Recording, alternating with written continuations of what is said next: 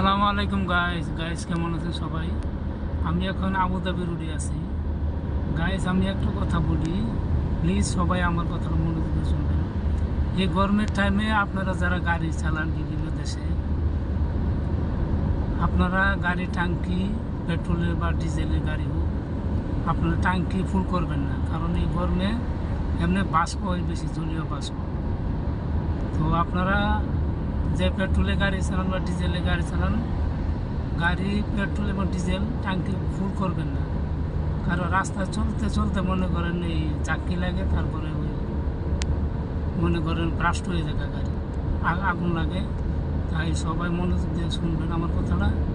আর এই গরমে যারা বাইরে কাজ করেন সবাই বেশি বেশি করে পানি খাবেন, এবং যারা তাদের বাচ্চা আছে সবাই যার বাচ্চার খেয়াল রাখবেন। এই গরমে বাচ্চারা অনেক অসুস্থ হয়ে যায়। আপনারা নিজেরাও লেবুর পানি খাবেন। আপনার যারা ছোটো ছোটো বাচ্চা আছে তাদেরকে নিয়ে প্রতিদিন আপাতত একবার হইলেও লেবুর পানি খাবেন, কারণ এই গরমে পেটের ভিতরে ভাইরাস সৃষ্টি হয়।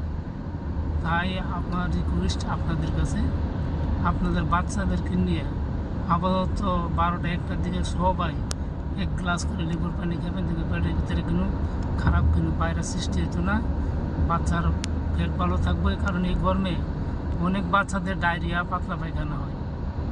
তো সবাই ভালো থাকবেন। আর আমার ভিডিওটা যদি কারো পছন্দ হয় সবাই সাবস্ক্রাইব করবেন এবং শেয়ার দিয়ে রাখবেন।